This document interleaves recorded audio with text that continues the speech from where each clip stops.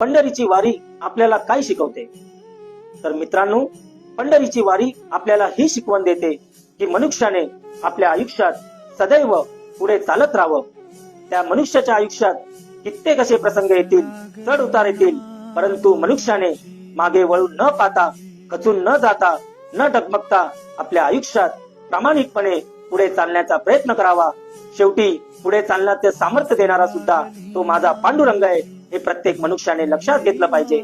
आणि जो मनुष्य प्रामाणिकपणे आपल्या आयुष्यात सेवाभावी वृत्तीने पुढे चालत राहतो, त्याच्या मागे पांडुरंग कमरेवरती हात ठेवून तुम्हाला सामर्थ्य पुरवतो, तुमच्या मागे निश्चिंतपणे उभा राहतो. हा विश्वास मनुष्याला असला पाहिजे आणि याच विश्वासाने मनुष्याने पुढे गेलं पाहिजे. मग बघा, आयुष्य किती सुखकर आहे, किती आनंदी आहे, हे मित्रांनो लक्षात घ्या. आणि आपल्या आयुष्यात येणाऱ्या चढ उतारांना न डगमगता, न घाबरता, न खचून जाता पुढे पाऊल टाकायला तुम्ही शिकलं पाहिजे. हेच पंढरीची वारी आपल्या प्रत्येकाला शिकवते. ही शिकवण आपण आत्मसात करून आपल्या आयुष्यात आपण पुढे गेलं पाहिजे. मित्रांनो, पांडुरंग हरी, पांडुरंग हरी.